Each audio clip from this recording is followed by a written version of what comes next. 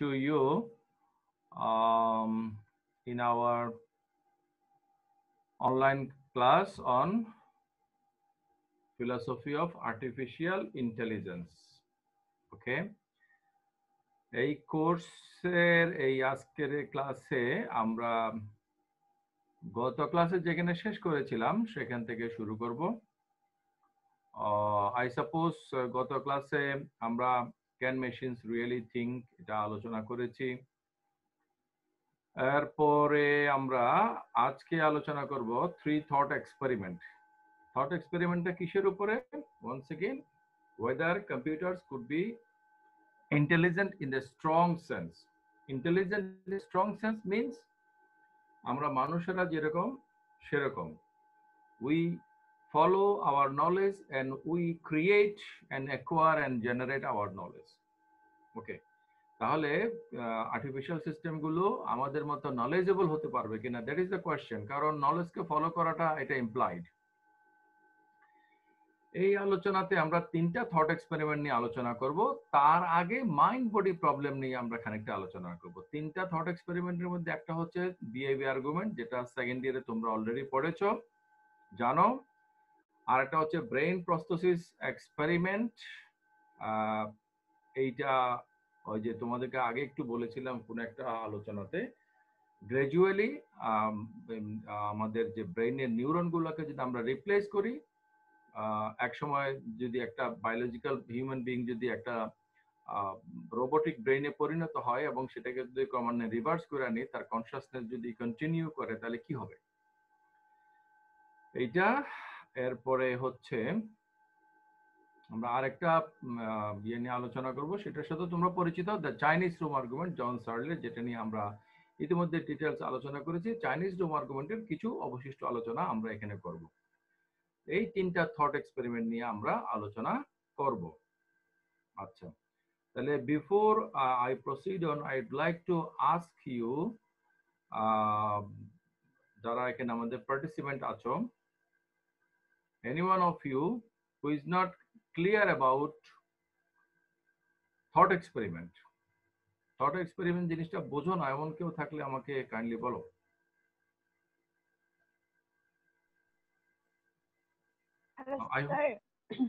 আমি বুঝি নাই। আচ্ছা, ওয়েল আমি এটা নামটা আমি খেয়াল করতে পারি নাই। পূরবী, আচ্ছা পূরবী, তাহলে তুমি একটু মাইক্রোফোন অনে রাখো। হ্যাঁ, জি স্যার। আচ্ছা, সেটা হচ্ছে সায়েন্সের লোকেরা যখন এক্সপেরিমেন্ট করে তখন তারা একটা ল্যাবের মধ্যে এক্সপেরিমেন্ট করে, এম আই রাইট? জি স্যার। জি স্যার। সোশ্যাল সায়েন্সের লোকেরা যখন এক্সপেরিমেন্ট করে তখন তারা একটা সামাজিক জনগোষ্ঠীকে বেছে নেয় এবং সেখান থেকে তারা ডাটা কালেকশন করে এবং সেগুলোকে অ্যানালাইসিস করে, এম্পিরিক্যাল ডাটাকে অ্যানালাইসিস করে, তাই না? জি স্যার। জি স্যার। তাহলে ফিলসফিতে যখন আমরা কোনো কিছু বলবো, তাহলে আমরা আমাদের আমাদেরকে এম্পিরিক্যাল ডাটা আছে। ইভেন আমরা যখন এম্পিরিসিজম নিয়ে কথা বলি, অভিজ্ঞতাবাদ, তখনও সেটাকে আমরা একটা যুক্তি হিসেবে, একটা আর্গুমেন্ট হিসেবে আমরা কিন্তু তুলে ধরি, আলোচনা করি। আমরা অভিজ্ঞতার কথাটা নিয়ে আসি যুক্তি দিয়ে, ইন এ সেন্স। হ্যাঁ, তো সো আমরা যখন ফিলসফিতে যখন আমার কথার সমর্থনে সাপোর্টিং হিসেবে কোনো কিছু নিয়ে আসবো, অন্যরা যেটা নিয়ে আসে এক্সপেরিমেন্টাল ডেটা, আমাদের সাপোর্টিংটা হচ্ছে আর্গুমেন্ট, আমার কথার পক্ষে আর্গুমেন্ট, বা আমি যেটাকে খণ্ডন করছি সেটার বিপক্ষে আমার আর্গুমেন্ট। Am I right? জি স্যার। ওয়েল, তাহলে আর্গুমেন্ট যখন আমি খাড়া করব, তখন আমি ভাবতে পারি যে তখন আমরা করি কি, একটা কল্পনার মাধ্যমে, মানে একটা কল্পনার মাধ্যমে আমরা একটা এক্সপেরিমেন্ট সাজাই যে এমন যদি, হাইপোথেটিক্যাল যেটাকে বলা হয়, এমন যদি হয় তাহলে কেমন হবে। কথার কথা, সব মানুষরা যদি সমান না হয় তাহলে আমি গণতন্ত্রের কথা কেন বলবো? আচ্ছা, আমি যদি মনে করি যে সব মানুষরা সমান, তাহলে আমি কথার কথা মেধাতন্ত্র বা মেরিটোক্রেসি বা অভিজাততন্ত্রের কথা কেন বলবো, তাই না? তাহলে আমরা যা জি কিছু করি এটার পিছনে একটা অ্যাসাম্পশন কাজ করে।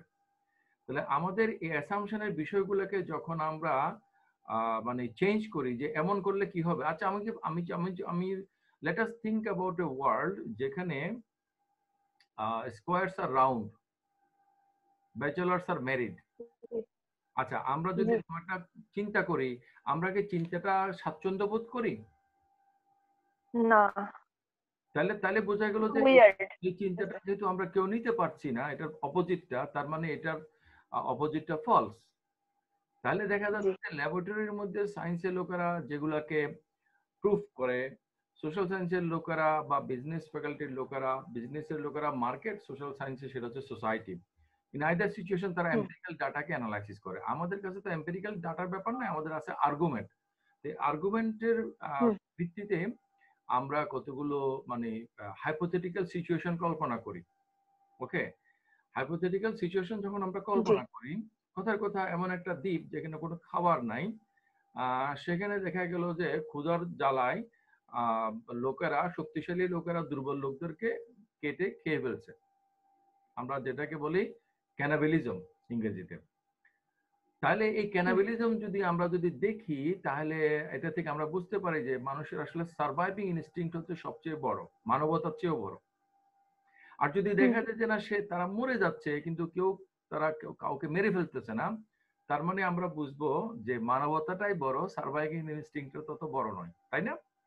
হুম জি জি হাঙ্গার গেম বলে একটা সিনেমা আছে, এই যে মানে কিছু লোককে বিপদে ফেলে তারা মানে পুরো জঙ্গলের মধ্যে, তারপরে সেখানে বসে বসে তামাশা দেখে যে কি হচ্ছে, লোকেরা আসলে কি করতেছে। হ্যাঁ, তো এরকম থট এক্সপেরিমেন্ট হচ্ছে যে ফিলোসফিতে লোকেরা করে যে একটা মানে মানে একটা চিন্তার একটা এক্সপেরিমেন্ট করে, মানে একটা মানে কল্পনা করে যে এমন হলে তাহলে কেমন হবে।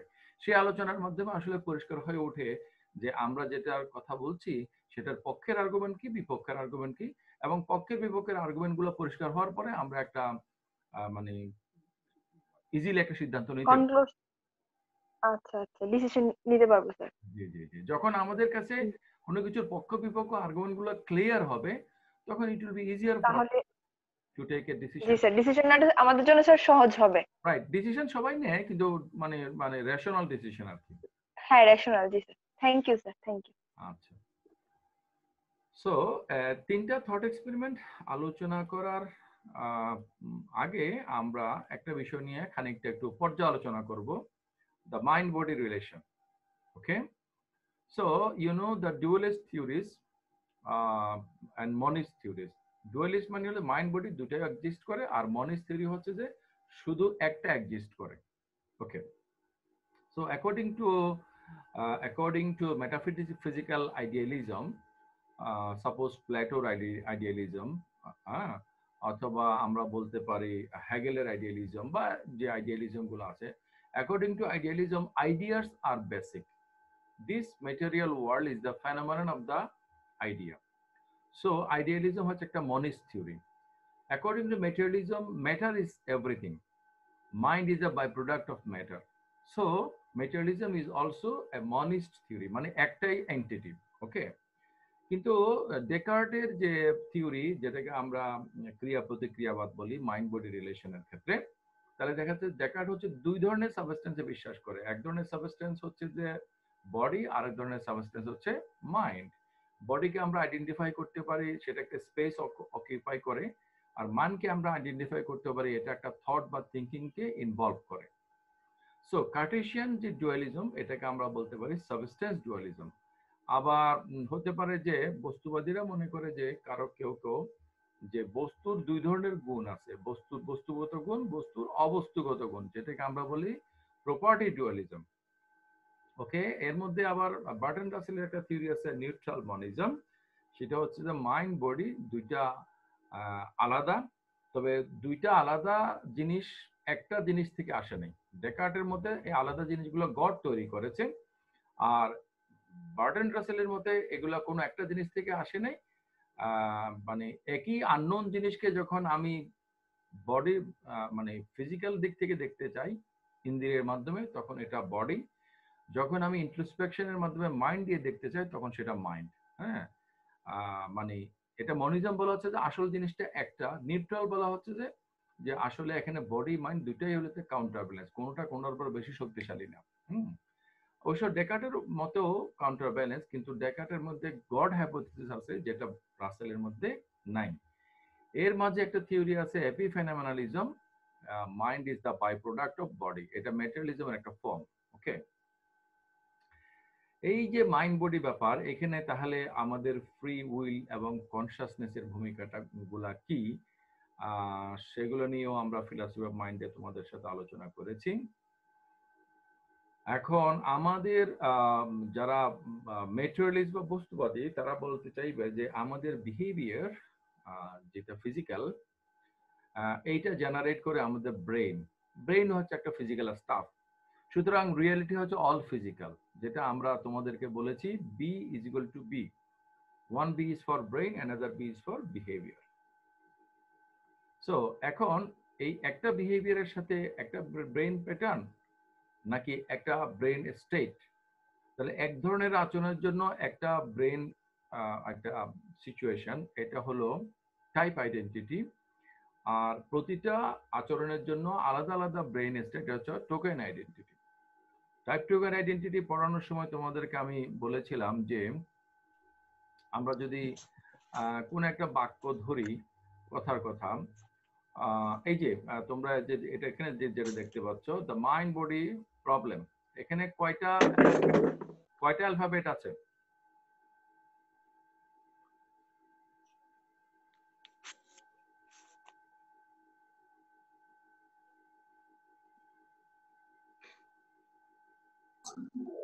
টা স্যার।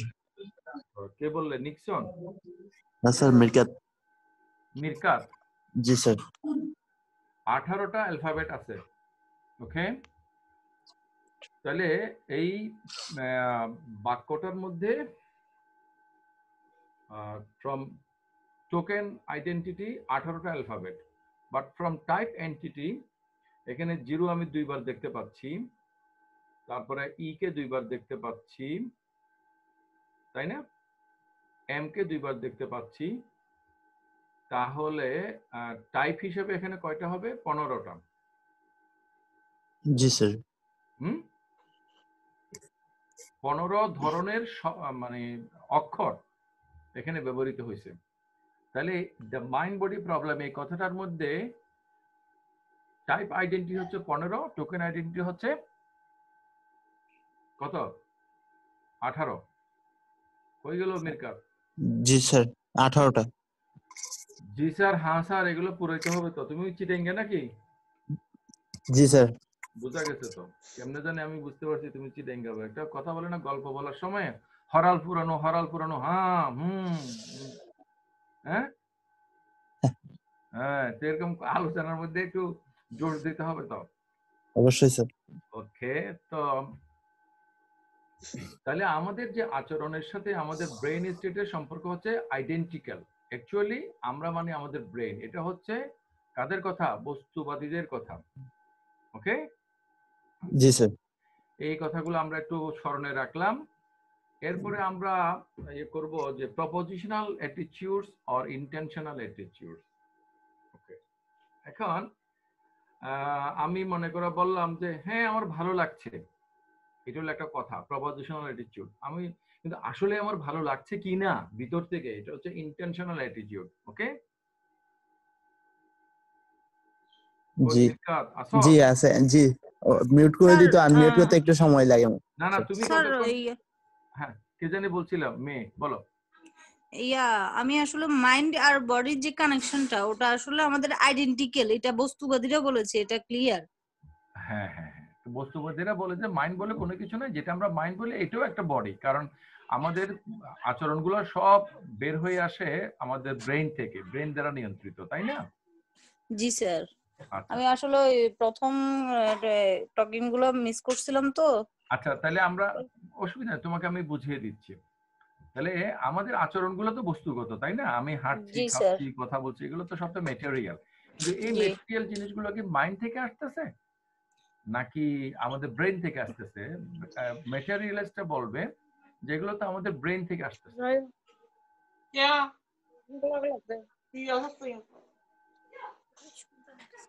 হ্যালো নাসরিন, জি স্যার। এগুলো আমাদের ব্রেন থেকে আসতেছে না? জি স্যার, বস্তুবাদীরা ভাবছে এটা ব্রেন থেকে আসছে। সবাই তো ভাবে ব্রেনের বাইরে কোনো জায়গা থেকে আসে নাকি? ব্রেন দিয়েই তো আসে। এখন যেহেতু কে জানি আনমিউট করা। আচ্ছা নাসরিন, তুমি শুনছো? জি স্যার। আমাদের আচরণগুলো আমাদের ব্রেন দ্বারা নিয়ন্ত্রিত। এখন আমাদের ব্রেন কি আমাদের মাইন্ড দ্বারা নিয়ন্ত্রিত? তো যারা মাইন্ডের পক্ষে, ডুয়ালিজমের পক্ষে, তারা বলবে হ্যাঁ আমাদের আচরণ ব্রেন দ্বারা নিয়ন্ত্রিত।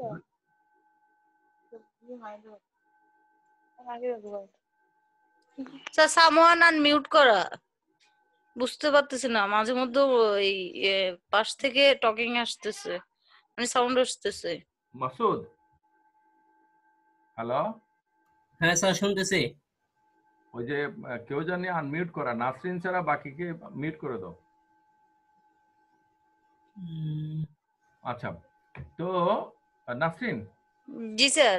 তাহলে আমাদের আচরণ তো ব্রেন দ্বারা নিয়ন্ত্রিত, এটা নিয়ে কোনো ডিবেট নেই।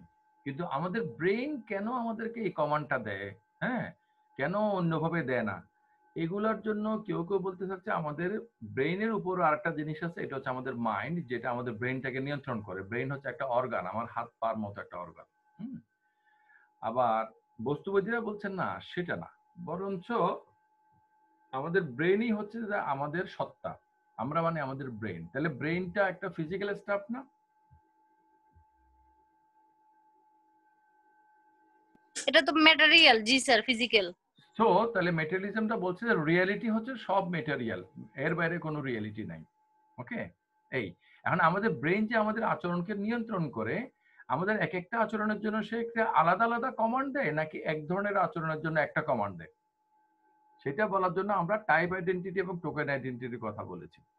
ওকে, সেগুলো আমাদের আজকের আলোচনার সাথে খুব বেশি রিলেটেড না। আমাদের আজকের আলোচনার সাথে যেগুলো রিলেটেড আমরা ক্রমান্বয়ে সেদিকে যাচ্ছি। তো প্রপোজিশনাল অ্যাটিটিউড, মনে করে আমি বললাম যে হ্যাঁ আমার ভাল লাগছে, কিন্তু আসলে কি আমার ভিতর থেকে ভালো লাগছে? তো ভিতর থেকে যেটা আসে ওটা হচ্ছে ইন্টেনশনাল, আর আমি যেটা মুখে বলি প্রপোজিশন আকারে, এটা হলো প্রপোজিশনাল। ওকে, তাহলে আমার বিলিভিং, আমার নোয়িং, আমার ডিজায়ারিং, ফিয়ারিং, এগুলো হচ্ছে যে সব এক্সটার্নাল ওয়ার্ল্ড সম্বন্ধে আমার ইন্টেনশনাল, ভিতর থেকে।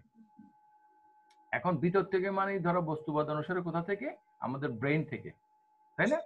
আর আর যদি আমরা বস্তুবাদকে সঠিক মনে না করি, তাহলে এই ভিতর থেকে বলতে আমাদের মাইন্ডের ভিতর থেকে, আমাদের মনের ভিতর থেকে এইসব মানে জ্ঞান, বিশ্বাস, আশা, আকাঙ্ক্ষা, ভয় বা ইত্যাদি যে ইন্টেনশনাল, এই যে ইন্টেনশনাল, আমি একটু হাইলাইট করে দেখাই, এই যে ইন্টেনশনাল স্টেট গুলো আমরা পাই।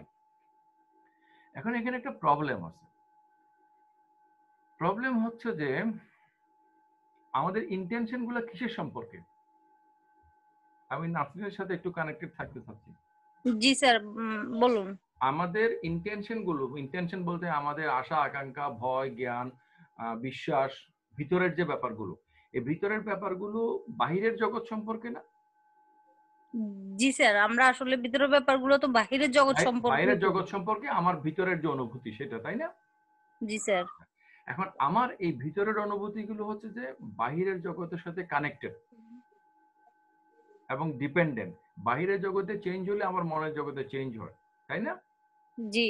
আচ্ছা, আবার আমার মনের জগতের মানে অবস্থার কারণে বাহিরের জগৎকে আমি এক একভাবে দেখি, তাহলে দুই দিক থেকে উভয় করে কাজ করে, তাই না? জি স্যার, তাহলে তো আমরা তো মানে আমরা এক এক সময় এক এক আচরণটাই করি, কখনো বাহিরের জগতের উপরে নির্ভর হয়ে যায়, কখনো নিজের মাইন্ডের উপরে নির্ভর হয়ে যায়। রাইট, দুই দিক থেকে হয়, তাই না? জি স্যার। এটা দুই দিক থেকেই ঘটে। আচ্ছা, এখন যদি বলা হয় যে আমাদের মানে ওই যে মানে মানে ওই B is equal to B, মানে আমাদের behaviour identical with our brain state, যদি তাই হয় তাহলে দেখা যাচ্ছে যে আমাদের মেন্টাল স্টেট গুলো সব আমাদের ব্রেন থেকেই হচ্ছে। তাই যদি হয় তাহলে যে বাহিরের জগতের সাথে আমার তাহলে নির্ভরতার দরকার কি? আমার ব্রেনের মধ্যে যখন একটা কিছু তৈরি হবে তখন আমি সেটাকে জানবো। আমার ব্রেনের মধ্যে তৈরি না হলেও ওই যে বিহেভি আর্গুমেন্টে যেটা ছিল বাইরের জগতে থাকলেও তো আমি জানবো না। একজন অন্ধের সম্মুখে যদি আলো থাকে তাতে কি? সে তো আর আলোটা দেখবে না, যেহেতু আলোটা তার ব্রেনের মধ্যে ঢুকে নাই। হ্যাঁ, তাহলে আমরা যেগুলা জানি আমাদের জানাটা এক অর্থে আমাদের ব্রেনের মধ্যে কিন্তু সীমাবদ্ধ হয়ে পড়ে, অথচ কিন্তু আমরা কিন্তু বাইরের জগতের উপর একই সাথে নির্ভরশীল। এইটা হচ্ছে ডাইলামা।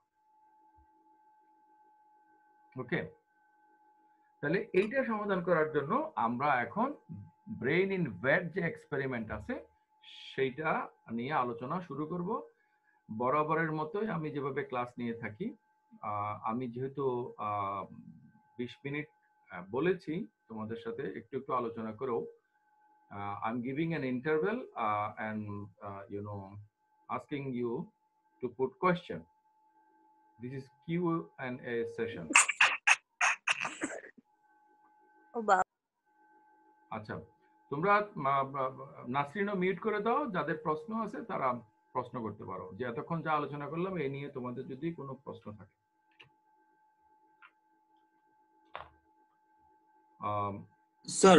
স্যার ডাইলেমাটা একটু বুঝি নাই, মানে হচ্ছে আমরা যেটা হচ্ছে ইন্টেনশন। জি স্যার। সজীব, আচ্ছা, according to materialism our behavior is our brain state.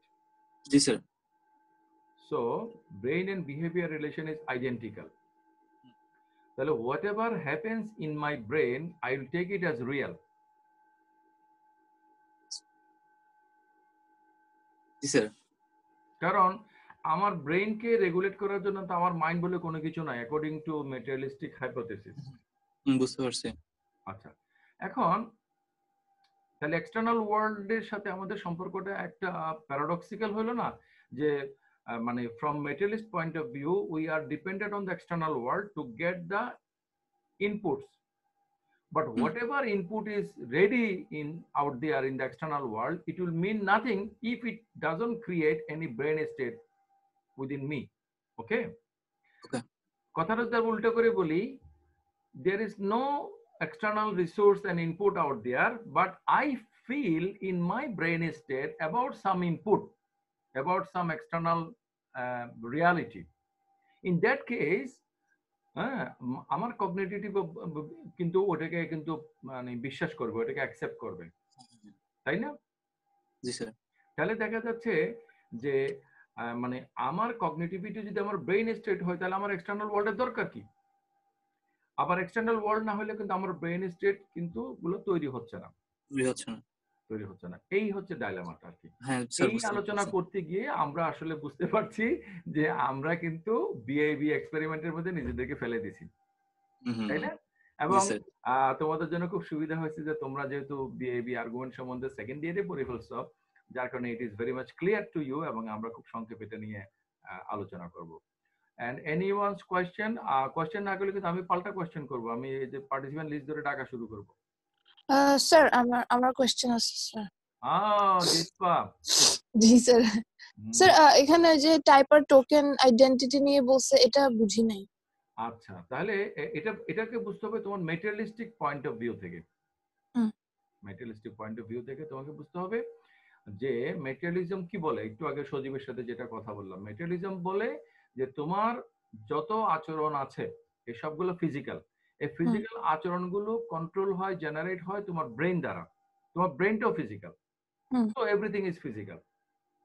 Okay, so এটা একটা মানে অন্টোলজিক্যালি মনিজম, অর্থাৎ তত্ত্বগতভাবে সত্তা একটাই, সেটা হচ্ছে বস্তু।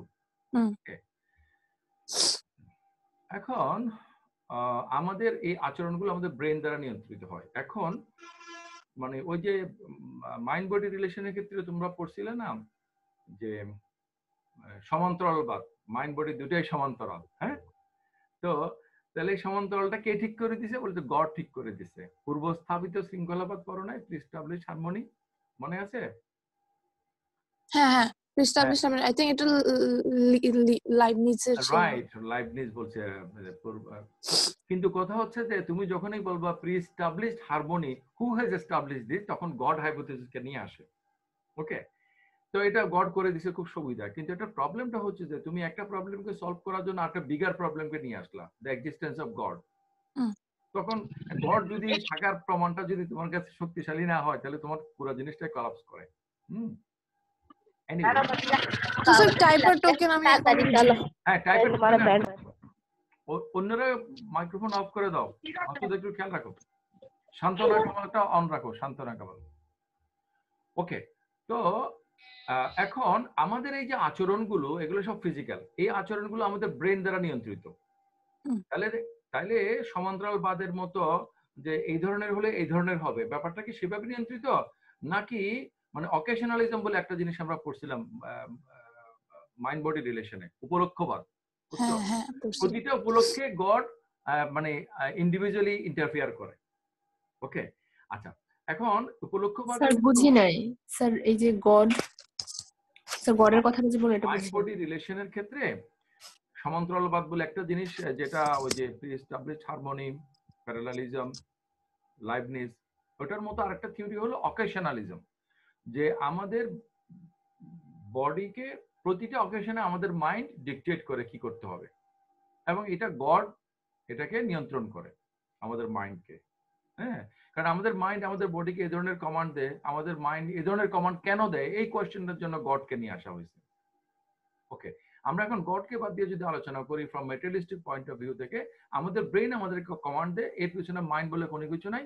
মাইন্ড যদি আমরা বলি অ্যাট বেস্ট, সেটা হচ্ছে আমাদের ব্রেন, ব্রেন ইজ মাইন্ড। ওকে, এই জন্য মেটেরিয়ালিস্টিক ইন্টারপ্রিটেশন অফ মাইন্ড, এটা যদি আমরা বলি, তাহলে আমাদের এই যে আচরণগুলো, আমাদের প্রতিটা আচরণ, আমি এখন বললাম ক, এই জন্য ব্রেন একটা কমান্ড দিল, আমি কতক্ষণ পরে বললাম খ, ব্রেন আরেকটা কমান্ড দিল, কতক্ষণ পরে আমি আবার বললাম ক, তখন ব্রেনকে আমাকে আরেকটা কমান্ড দিবে, নাকি আগের কমান্ড অনুসারে আমি এক্সিকিউট করব? এই যে তোমরা আজকে লগ ইন করছো, আমরা এটা মানে কি আগে লিঙ্ক তৈরি করছি, একই লিঙ্কে আমরা আবার জয়েন করছি, নাকি প্রতিটা সেশনের জন্য আমরা আলাদা লিঙ্ক দিচ্ছি? ওকে, যদি প্রতিটা সেশনের জন্য যদি আমরা আলাদা লিঙ্ক দেই, প্রতিটা প্যাটার্ন, প্রতিটা আচরণের জন্য যদি ব্রেন একটা আলাদা কমান্ড দেয়, তাহলে হচ্ছে টোকেন আইডেন্টিটি। স্যার এখানে আমার একটা কোশ্চেন ছিল। আচ্ছা আচ্ছা বুঝছি। আর কথাটা শেষ করি, আর যদি এক ধরনের হয়, যেমন আমরা এখানের মধ্যে আলোচনা করতে গেছিলাম যে এই যে একটা বাক্য, কথার কথা, দ্য মাইন্ড বডি প্রবলেম, এই দ্য মাইন্ড বডি প্রবলেম, এখানে 18টা অ্যালফাবেট আছে, তাহলে টোকেন হচ্ছে 18টা, আর এখানে হচ্ছে যে 15টা অ্যালফাবেট আছে, 18 বার ইউজ হয়েছে, মানে 3টা অ্যালফাবেট ডাবল ইউজ হয়েছে। ওকে, তাই যদি হয় 3টা অ্যালফাবেট মানে এম দুইবার হয়েছে, তারপরে দিয়ে ও দুইবার হয়েছে, তারপরে ডি দুইবার, ডি দুইবার, রাইট। তাহলে এই 3টা বাদ দিলে তাহলে 15। স্যার একটু কোশ্চেন ছিল 15 আর টোকেন হচ্ছে 18। এটা আমাদের আলোচনার সরি খুব ইম্পর্টেন্ট প্রশ্ন না, মাঝখানে কে যেন একটা কথা জিজ্ঞেস করতে চাইছিল। স্যার তাহলে কি কমন গুলাকে আমরা টোকেন ধরতে পারবো? কমন গুলো হচ্ছে টাইপ। কমন গুলো টাইপ। জি স্যার, আমার যে একটা মেয়ে কথা বলতে চাইছিলাম। জি স্যার, আমি তামরিন বলছিলাম। তামরিন, ও ওয়েলকাম। জি স্যার। স্যার আমার কোশ্চেনটা ছিল, আপনি যে বললেন যে আমরা যখন ক বলি তখন আমাদেরকে ব্রেন একরকম কমান্ড দেয়, সেজন্য আমরা ক বলি, আবার যখন খ বলি তখন আমরা আরেক রকম কমান্ড পাই। কিন্তু স্যার যখন আমি আবার রিপিট ক বলতেছি, তখন স্যার আমি যে ক বলবো এটাও তো আমাকে মাইন্ড দিয়ে করতেছে।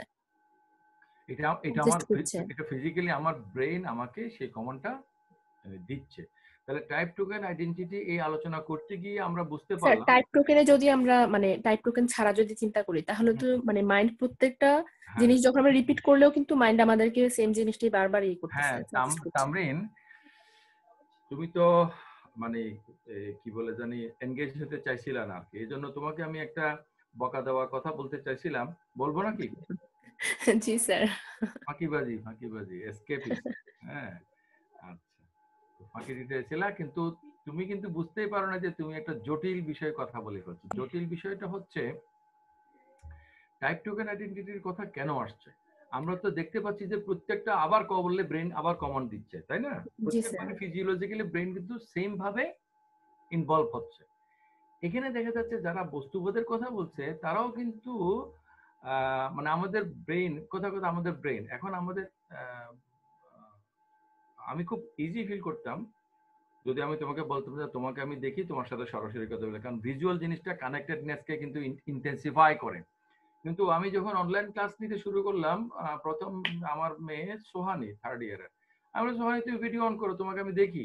কতক্ষণ পরে আমি বুঝতে পারলাম যে আমি একটা কালচারালি ক্যাটাগরি মিস্টেক করেছি, যে মেয়েদেরকে এভাবে ভিডিও অন করে দেখতে চাওয়া যায় না, তারা অনেক প্রস্তুতি নিয়ে ফ্যাকাল্টিতে যায়, আমরা তো সেভাবেই অভ্যস্ত। হ্যাঁ, যাই হোক, যেটা বলছিলাম যে তুমি ভালো করে শোনো, দেখার ঘাটতিটা মনোযোগ দিয়ে শোনো।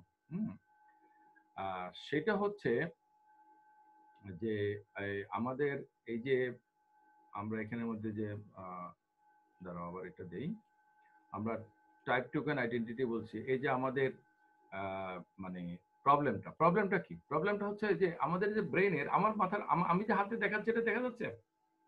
জি স্যার।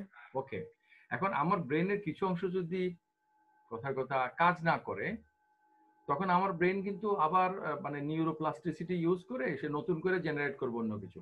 যে কোনো অবস্থাতে সে কিন্তু সার্ভাইভ করতে চাইবে না? তাহলে আমরা যখন বলি যে আমরা মানে আমাদের ব্রেন, তো কথার কথা আমার ব্রেনের যদি কিছু অংশ যদি কেটে ফেলা হয়, নষ্ট হয়ে যায়, তাহলে আমি কি কিছু কমে যাব? না স্যার, ফিজিক্যালি তো কমছে না। তাহলে যারা বলছে যে you are your physical brain, তাহলে ব্রেনের কতটুকু অংশ হলে আমি হব? এই প্রশ্নের বার্ডেন অফ প্রুফ তাদের উপরে বর্তায় না? জি স্যার। এই জন্য তারা বলতে চাচ্ছে যে তোমার ফিজিক্যাল ব্রেনের পুরোটা মিলে তুমি না, এইটার বেশিরভাগ অংশ নিয়ে তুমি। এখন বেশিরভাগ কথার অর্থ একটা ভেগ কথা, একটা নরমেটিভ কথা। স্যার, কোন বেশিরভাগ অংশ, সেটা একটা প্রশ্ন চলে আসে। বেশিরভাগ কথার মধ্যে কিন্তু আবার কিন্তু আরেকটা ফেরকা আছে, আরেকটা ফেরকা মানে আরেকটা কন্ট্রোভার্সি আছে, এই যেখানে আছে কোয়ালিটেটিভ ভার্সাস কোয়ান্টিটেটিভ। এখন স্টাফে বেশি কিন্তু কোয়ালিটি কম, অথবা কোয়ালিটি কম কিন্তু মানে কোয়ালিটি একটা ম্যাটার করে তো, তাই না? সেই জন্য তারা কিন্তু এই মানে টাইপ টোকেনের কথাগুলো নিয়ে আসছে। আচ্ছা, এটা এইসব আলোচনা আমাদেরকে ফিলোসফি অফ মাইন্ডের আলোচনার দিকে নিয়ে যাচ্ছে। আমাদের আলোচনা হচ্ছে আর্টিফিশিয়াল ইন্টেলিজেন্সের আলোচনা। এই আর্টিফিশিয়াল ইন্টেলিজেন্সের আলোচনা করতে গিয়ে আমরা পাইছি যে এক্সটার্নাল ওয়ার্ল্ডের সাথে আমরা কানেক্টেড হই আমাদের ব্রেনের মাধ্যমে। এখন আমাদের ব্রেনের মধ্যে ইন্টেনশনাল স্টেট গুলো আছে, এই যে এখানের মধ্যে আছে বিলিভিং, নোয়িং, ডিজায়ারিং, এগুলো আমাদের ভিতরকার। কিন্তু believing about what? About something in the external world. এখন এক্সটার্নাল ওয়ার্ল্ড কি আমি জানি, নাকি আসলে আমার ব্রেন স্টেটকে আমি জানি? ব্রেন স্টেটকে। রাইট। আমি যদি আমার ব্রেন স্টেটকে সরাসরি জানি, তাহলে এক্সটার্নাল ওয়ার্ল্ডটা আমার কাছে মূল্যহীন। ইভেন এক্সটার্নাল ওয়ার্ল্ডে কোনো কিছু নাই, অথচ আমার ব্রেন স্টেটে কোনোভাবে ক্রিয়েট হয়েছে, আমি তো সেটাকে রিয়েল মনে করব। জি স্যার। আবার এমন যদি হয়তো এক্সটার্নাল ওয়ার্ল্ডে আছে কিন্তু আমার ব্রেনের মধ্যে সেটা প্রসেসড হয় নাই, রিসিভ হয় নাই, প্রসেস হয় নাই, বা আমার কগনিটিভিটির মধ্যে সেটা পারসেপশনে আসে নাই। তোমরা ফার্স্ট ইয়ারে যে সাইকোলজি কোর্স পড়ছো সেখানেই পড়ছো না, the difference between sensation and perception? জি স্যার, সেন্সেশন পারসেপশন এর পার্থক্য। স্যার, সেন্সেশন হচ্ছে যেটা আমি দেখি, মানে সরাসরি দেখি, আরেকটা হচ্ছে যেটা আমি পরোক্ষভাবে দেখি বা পরোক্ষভাবে। আমি একটু ইজি করে বলি, সেটা হচ্ছে ব্যাপারটা যখন বাইরের জগতে থাকে, সেখান থেকে আমি যখন ইমিডিয়েটলি এটা ডাটাটা নেই, তখন সেটা হলো সেন্সেশন, সংবেদন। র ডাটা যখন আমার ব্রেনের মধ্যে প্রসেস হয়ে যায় টু জেনারেট নলেজ, তখন এটা হলো পারসেপশন। তাহলে আমরা যখন কি জানি ক্ষেতের মধ্যে যে ধানগুলো, সেগুলো হচ্ছে যে সেন্সেশন, আর আমরা খাওয়ার জন্য যে ভাত তৈরি করলাম ওটা হলো পারসেপশন। জি স্যার। তাহলে ক্ষেতের মধ্যে যে গমগুলো, সেগুলো হচ্ছে সেন্সেশন, আর আমরা পরোটা বানানোর জন্য যে খামি তৈরি করলাম সেটা হলো পারসেপশন। ওকে, এখন যদি আমার কাছে যদি মানে পারসেপশন থাকে, আমি মনে করব না যে রিয়েল ওয়ার্ল্ডে আছে? হ্যাঁ স্যার। অথবা রিয়েল ওয়ার্ল্ডে আছে, অথচ আমার মধ্যে পারসেপশনে ঢুকে নাই কোনোভাবে। আমি মনে করো আমার ভিজুয়াল অথবা আমার ওই সেন্সটা কাজ করে নাই, অথবা কাজ করলেও আমার মেমোরি বিভিন্ন কিছুকে মিলাইয়া এটাকে আমি প্রসেস করতে পারি নাই, তখন তো আমি এটাকে নাই বলে মনে করব। হ্যাঁ স্যার, যেহেতু আমার পারসেপশনে ওটা থাকছে না। তাহলে এত কিছু আমরা করতেছি রিয়েলিটিকে আইডেন্টিফাই করার জন্য, আমরা একটা ট্র্যাপে পড়ে যাচ্ছি না? জি স্যার। এই ট্র্যাপ নিয়ে কিন্তু একটা থট এক্সপেরিমেন্ট হলো বিআইবি আর্গুমেন্ট। দেখো, সায়েন্সের লোকেরা কি কোনো রিয়েল ফিজিক্যাল হিউম্যান ব্রেনকে কি এনভেট করতে পারছে, মানে বিআইবি সিচুয়েশন আনতে পারছে? পারে নাই। কখন পারবে? 5 বছর পরে পারবে? কেউ কয় না। ভয় লাগে কেন? মনে হয় না স্যার 5 বছর আরে না, 5 বছর না, জীবনেও পারবে না। স্যার পারবে না কারণ স্যার ম্যাটার কি এটাই সায়েন্স ব্যাখ্যা করতে পারে না। আরে তোমার ওই যে ওখানের মধ্যে ইয়ার মধ্যে ফরমালিনের মধ্যে ডুবাই রাখতে পারবে, বা আর একটু বেটার ফরমালিন দিয়া ধরো কথার কথা একটা মানে হার্ট ফুলে ফেলার পরে ওটার মধ্যে যদি ইয়া করা হয়, মানে ইলেকট্রিসিটি দেওয়া হয় এবং ব্লাড সার্কুলেশন দেওয়া হয়, ওটা কিন্তু পাম্প করবে। হ্যাঁ, এখন আমার হার্ট তোমার হার্টে লাগাই দিলে পাম্প করলে আমার ভালোবাসা তোমার কাছে, তোমার ভালোবাসা আমার কাছে ফেস অফ সিনেমার মতো কি ক্রস হয়ে যাবে?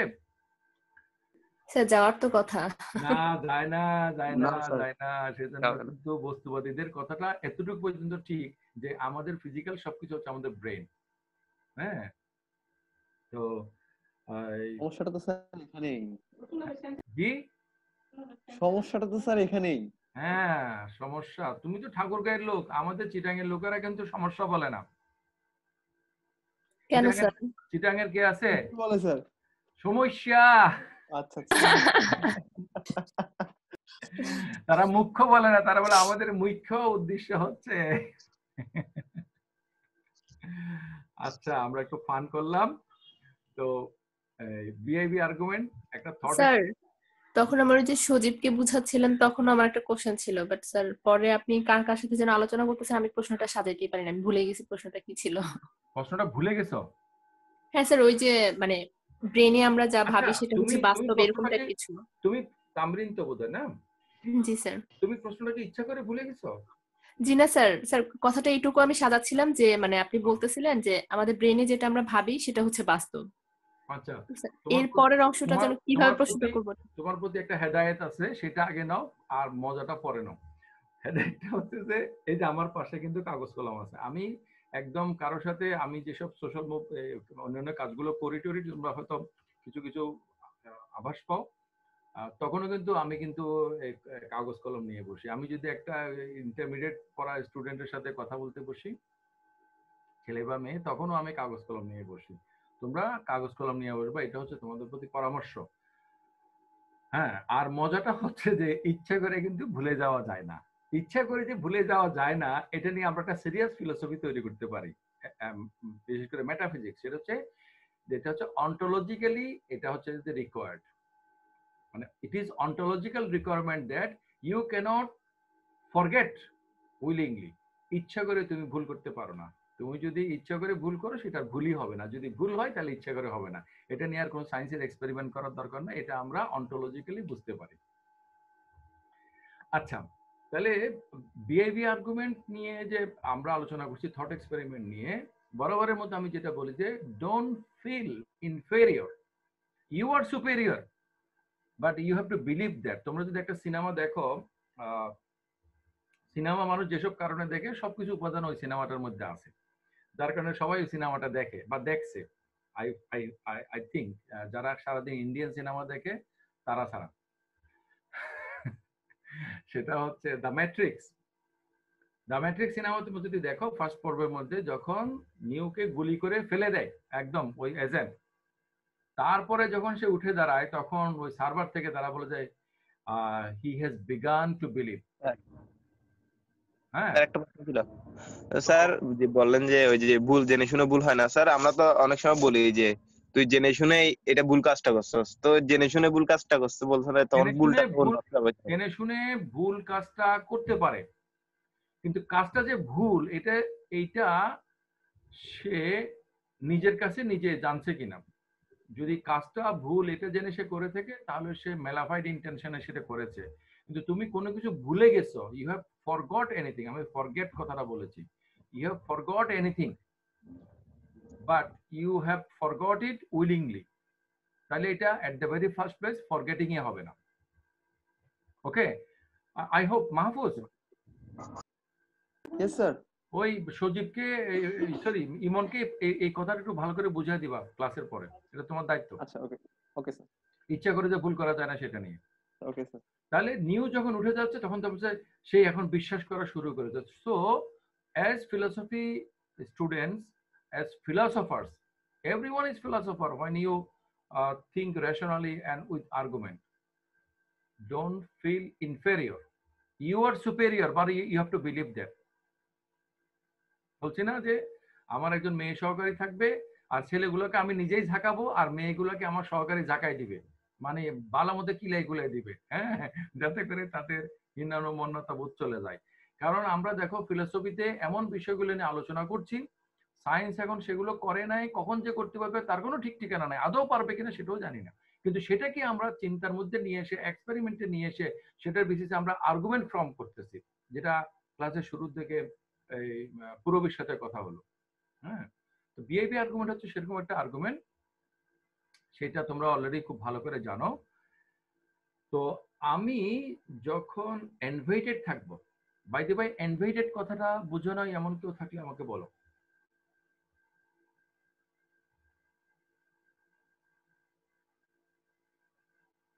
হ্যালো, সবাই বুঝেছো? আশা করি স্যার। হ্যাঁ, আমার মেয়েটা নাসরিন আছি, আমি একটু পড়তেছিলাম ওই white content and honesties outside observer ওই জিনিসটা। আচ্ছা আচ্ছা, তুমি কন্টেন্ট গুলো তো দেয়া আছে আমার সাইটের মধ্যে দেয়া আছে, তারপরে এখানে তুমি দেখতে পাচ্ছ এটা রেকর্ড হচ্ছে, এখানে আপলোড হবে, এগুলো পরে দেখতে পারবে। এখন তোমরা আমার কথাগুলো মনোযোগ দিয়ে শোনো। জি স্যার। জি, এনভেট মানে এটা এই ওনার নাম হচ্ছে ওই যে ক্লিনটনের ওয়াইফ ছিল, আমেরিকান ইলেকশন করছে কি নাম, হিলারি। আচ্ছা, তো হিলারির নাম অনুসারে পাটনামের নাম হিলারি পাটনাম।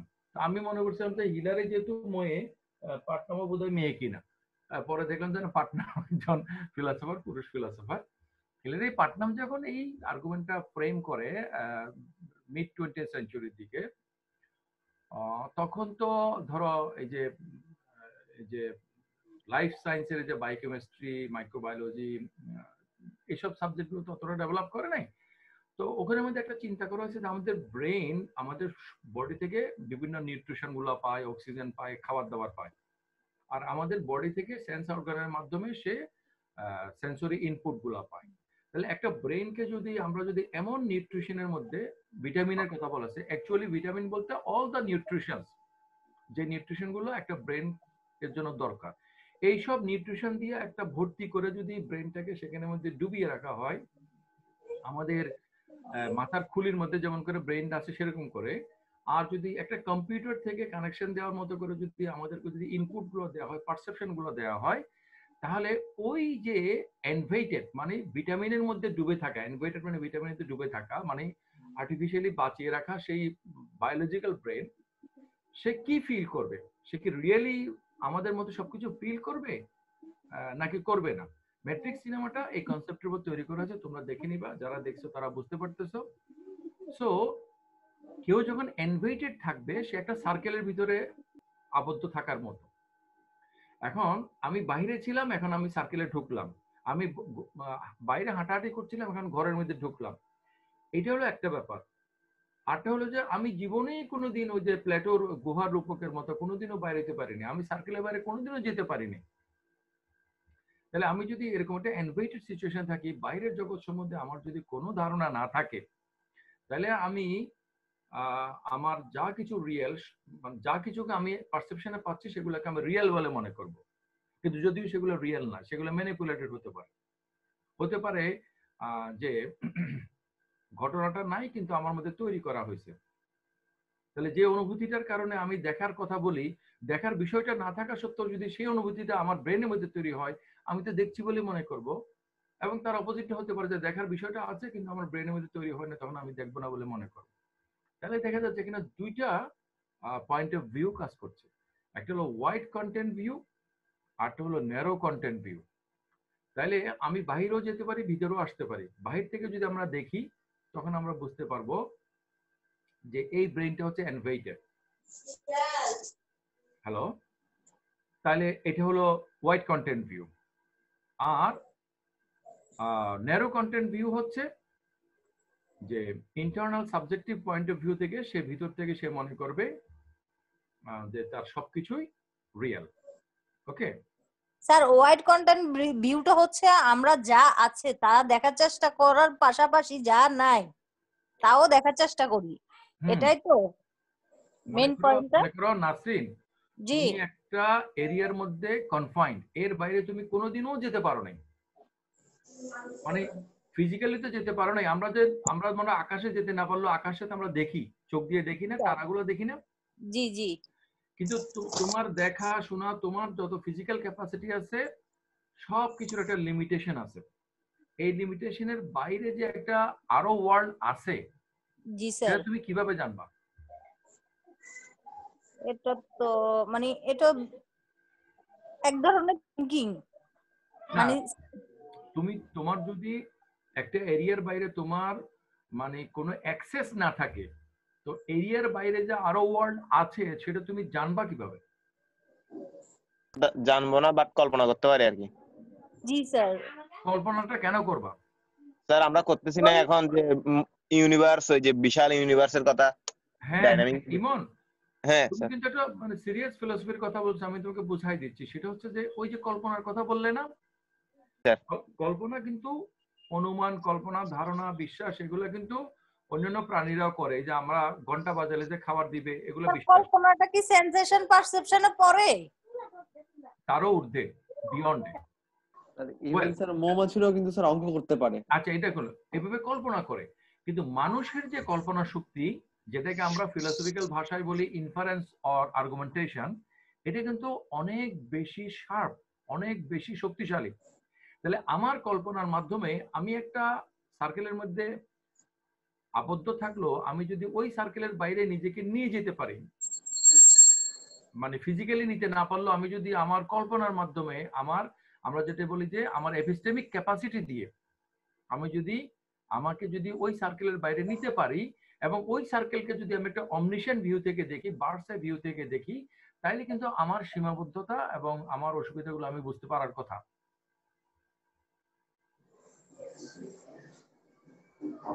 ঠিক আছে?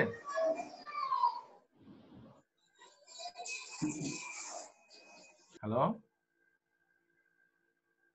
জি স্যার। হুম হুম। তাহলে দেখা যাচ্ছে যে আমরা মানুষেরা এটা পারি।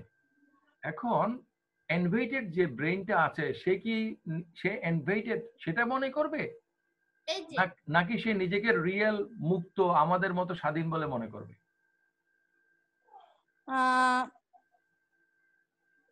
এটা আসলে স্যার যদি ম্যাটেরিয়াল থেকে যে চিন্তা করি আমরা, তখন তো এটা হচ্ছে রিয়েল।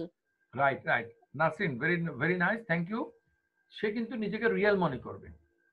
ওকে, জি স্যার। এখন কোয়েশ্চেন হচ্ছে যে আমরা নিজেদেরকে ন্যাচারাল, আমরা মুক্ত, আমরা মানে আমাদের মানে অনেক কিছু যা কিছু আমরা জ্ঞান মনে করি, আসলে কি আমরা কি এনভেটেড?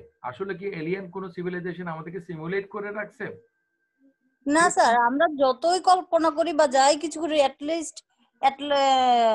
লাস্ট আমরা একটা জিনিসে এসে পৌঁছাই যে আসলে কল্পনার জগৎটা তো কল্পনাই, এটাতে আমার যাওয়া সম্ভব না, আমাকে বাস্তবেই থাকতে হবে, রিয়েল। তাহলে দেখা যাচ্ছে যে আমি যেটাকে রিয়েল বলছি, এটা কি রিয়েলি রিয়েল, নাকি আমার কল্পনার মাধ্যমে তৈরি করা রিয়েল? হ্যাঁ স্যার, অবশ্যই কল্পনার মধ্যে, কারণ আমি তো ভাবছি। রাইট। তাহলে দেখা যাচ্ছে যে আমরা কম্পিউটার সম্বন্ধে আলোচনা করতে গিয়ে আমরা যে মানে সমস্যাটা কম্পিউটারের ক্ষেত্রে বলছি যে তারা একটা নির্দিষ্ট সিস্টেমে চলে, এর বাইরে তারা যেতে পারে না। তা আমরা নিজেরাও তো একটা নির্দিষ্ট সিস্টেমে চলি, এর বাইরে আমরা যেতে পারি না। আমরা তো কল্পনা করতে পারি না এমন একটা জগৎ আছে যেখানে মেরিট গুলো হচ্ছে যে ব্যাচেলর গুলো হচ্ছে যে মেরিট। এমন কোন জগৎ আমরা কল্পনা করতে পারি না যেখানে অ্যানালিটিক স্টেটমেন্ট ফলস। এমন কোন জগৎ আমরা কল্পনা করতে পারি না যেখানে সার্কেলস আর স্কোয়ার অলসো, তাই না? তাহলে আমাদের কল্পনাটা একটা সীমাবদ্ধতা আছে।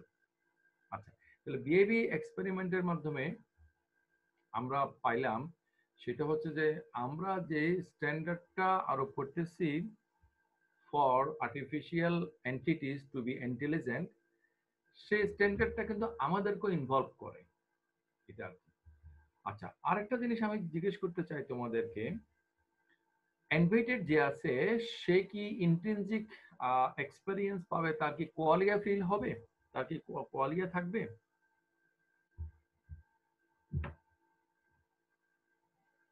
কে বলবে? স্যার প্রশ্নটা আরেকবার শুনতে পারিনি নেটের কোয়ালিয়া প্রবলেমের জন্য। ইনভাইটেড যে আছে, ইয়েস স্যার। ইনভাইটেড যে আছে, ইনভাইটেড পারসন স্যার থাকবে না, অন্য কেউ তাকে স্টিমুলেট করতেছে না। অন্তরা না? জি স্যার। তোমার উত্তরটা ভুল হয়েছে। স্যার স্যার ইনভাইটেড যে স্যার আছে তাকে তার তো কাছে মনে হবে যে সে হচ্ছে কোয়ালিয়া তার আছে, মানে তার কাছে মনে সে করবে। মনে করতে পারে আমি কিন্তু একটা কথা বলি, সে মনে করে আমি কিছু ফিল করি, মনে করে সেটা ভুল, তাতে আমার ফিলিংটা তো ভুল হয়ে যায় না। মানে আচ্ছা মনে করো এই যে আমরা উদাহরণ বললাম তামরিনের সাথে, আমরা মাঠে যে গমগুলো আছে এবং আমরা যে খামি তৈরি করলাম কোন একটা কোথাও কোথাও কিছু বানানোর জন্য, এখন আমার কাছে যদি পারসেপশনটা থাকে, আমি বিষয়টাকে রিয়েল মনে করব, ফিল করব নাকি করব না? স্যার করব। করব, অবশ্যই করব। তাহলে সে কোয়ালিয়া পাচ্ছে যে সোর্স থেকে, সে সোর্সটা ফলস, সেই সোর্সটা আনরিয়াল, সেটা নর্মাল ওয়ার্ল্ড থেকে আসতেছে না। হ্যাঁ, কিন্তু তার ফিলিংটা তো মানে ফেক না, ফিলিংটা তো আর্টিফিশিয়াল না, ফিলিংটা তো রিয়েল, কারণ ব্রেনটা তো রিয়েল, ব্রেনটা তো বায়োলজিক্যাল। এক্স্যাক্টলি স্যার, কারণ ব্রেনটা হচ্ছে এখানে সাবজেক্ট। আচ্ছা, এখানে দেখো যে এবার রাসেলের যে ইনডাইরেক্ট রিয়ালিজমের কথা তোমরা যদি মনে করো, এক্সটার্নাল ওয়ার্ল্ডের সাথে কি আমাদের আসলে যোগাযোগ আছে? আমরা আলোচনা শুরু করেছিলাম যে এই যে কথাটা দিয়ে ডিলেমার কথাটা আসছিল এখানে। হ্যাঁ, এই যে ডিলেমার কথা, যে এক্সটার্নাল ওয়ার্ল্ডের সাথে আসলে কি আমাদের যোগাযোগ আছে? আমরা এটাকে অ্যাসিউম করি। অ্যাকর্ডিং টু ইনডাইরেক্ট রিয়েলিজম, আমাদের সাথে সরাসরি যোগাযোগ হচ্ছে আমাদের সেন্সেশন বা আমাদের পারসেপশন বা আমাদের এক্সপেরিয়েন্সের, বা আমরা এখানে বলতে পারি আমাদের ব্রেন স্টেটের। হ্যাঁ, ব্রেন স্টেট একটা এক্সটার্নাল ওয়ার্ল্ড থেকে আসতেছে, পাচ্ছে, এটা আমরা অনুমান করি, ইনফার করি যে had there been no external world, why I am getting this way rather than another way.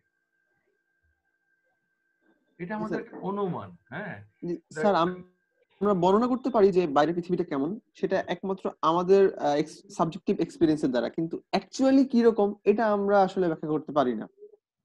হ্যাঁ, আসলে অ্যাকচুয়ালি কোনো কিছু আছে কিনা, নাকি সবগুলো কন্টেক্সচুয়াল? এক্স্যাক্টলি স্যার, এটাই। আমাদের ফিলোসফিতে একটা থিওরি একদম পড়ানো হয় না, আমাদের কোনো ডিপার্টমেন্টে কোনো কিছুর মধ্যে নাই, কিন্তু আমার খুব আগ্রহ এটা নিয়ে, কখনো যে জীবনে পারবো কিনা জানি না। কন্টেক্সচুয়ালিজম বা পারস্পেক্টিভিজম বলতে পারো। Context is very very important. Yes sir. তো আজকে আমরা যেটা আলোচনা করছিলাম যে from omniscient outsider observer from wide content view, হ্যাঁ, who has access to the whole situation, he can distinguish the difference between the real and unreal, between invented and natural. ওকে, এখন আমরা কি omniscient নাকি আমরাও আসলে মানে লার্জ স্কেলে invented? Who নোস?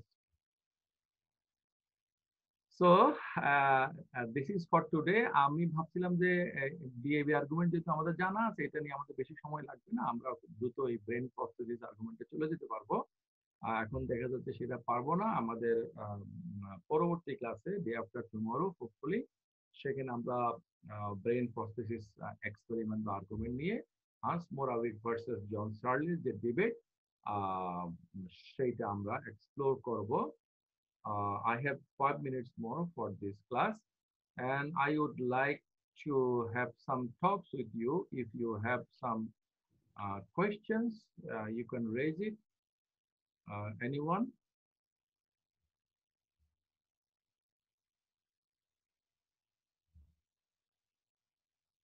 Oh, nobody has any question, I see. Sir আপনি যে বললেন আমরা কি অমনিশিয়েন্ট নাকি ইনভেন্টেড, তো এটার অ্যানসার ইনভেন্টেড, তো সেটার অ্যানসার তো আপনি দিলেন না। এই আমি অ্যানসার দিব কেন? আমি am I bound to answer your question? Raising the question is doing philosophy. Well, I'm not bound. Sir আপনি এটার ব্যাখ্যা কি দিবেন?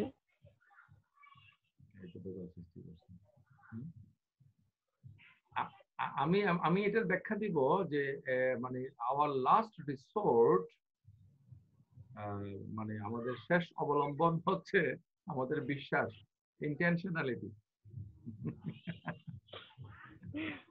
আমি বিশ্বাস করি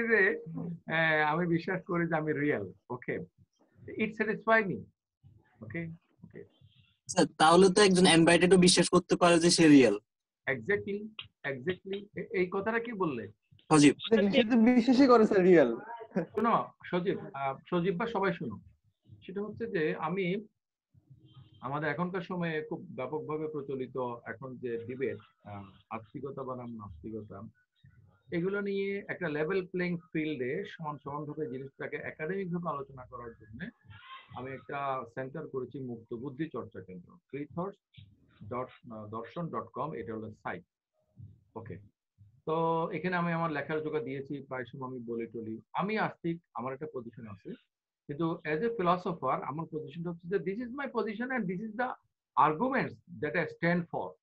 ওকে, এবং তোমার আর্গুমেন্টটা আমি কেন নিচ্ছি না, এটা আমাকে স্যাটিসফাই করে না। ওকে, আমি এটা এভাবে আমি কথাগুলো বলি, এবং এটি হচ্ছে নিউট্রালিটি। আমার কোনো পজিশন নাই, আমি একটা অমনিশন পজিশনে ফ্রম নো হয়ার পয়েন্ট অফ ভিউ থেকে দেখতেছি, আমি নিউট্রাল। এগুলো সব ফেক কথা। ওকে, আর ডগমেটিক কথা হচ্ছে আমার এই পজিশন তুই মানবো, নাহলে না মানো যাও, অথবা না মানলে তোমার আমি দিব। ওকে, সো আমি যেটা বলি, the world is counter balanced with argument. মানে আস্তিকতা নাস্তিকতা, হ্যাঁ না, রিয়েল আনরিয়েল, সকল কিছুর পক্ষে যুক্তিটা, বিপক্ষ যুক্তিও। It is your intention, it is your mentality, it is your outlook, it is your world view. Okay, it is your belief actually which determines anything. Philosophy তোমাকে অনেকগুলো অপশন দিবে, সেটা তুমি কোন দিকে যাইবা, যেদিকে বেশি। আসলে যেদিকে বেশি বলে তুমি মনে করতেছ, সেটা বেশি মনে করার কারণে বেশি হচ্ছে। তার উল্টাটা যে মনে করে, বেশি নাও তো হতে পারে। তার উল্টাটা যে মনে করে, তার কাছে কিন্তু ওইটাই বেশি বলে মনে হয় বলে সে মনে করে ওইটা বেশি, সেই জন্য যখন আমরা দেখি, তখন তোমরা আমাকে দেখছো, তোমরা আমাকে কিন্তু ভালো করে দেখছো না, যেটা আমি তোমাদের পরিচিত। হ্যাঁ, আমরা যখন একটা কলম দেখি, তখন আমরা সাবকনশিয়াসে এটা থেকে ডাটাটা পাই, এরপর আমাদের যে এগুলোর সম্বন্ধে ধারণাগুলো আছে সেগুলোকে প্রজেক্ট করি। এরপরে আমি কনসিয়াসলি দেখি যে একটা কলম দেখতেছি। কনসিয়াসলি কেউ কলম দেখে না, তুমি কেউ দেখি না। কনসিয়াসলি তোমরা আমাকে দেখছো না, তোমরা আমার ডাটাটা পাচ্ছ, সেটার উপর তোমাদের সাবকনশিয়াস লেভেলের আইডিয়াগুলোকে প্রজেক্ট করে কনসিয়াসলি তুমি দেখতেছো যে তুমি আমাকে দেখতেছো। তেমনি করে যুক্তিকে যখন আমরা প্রেফার করি, তখন আমাদের ইন্টেনশনটাকে আমরা লোড করে আমরা ফিল করি। থার্ড ইয়ারে তোমরা যে চিজমের বই পড়েছো, সেখানে আমি একটা কথা পড়ানোর কথা তোমাদেরকে, self presenting every property that P entails includes the property of thinking. তাহলে কলমের যা বৈশিষ্ট্য তা বৈশিষ্ট্য, এর সাথে যখন কলমের সাথে আমার থিঙ্কিংটা যোগ হয়, তখন কলমটা আমার জন্য কলম হয়ে ওঠে।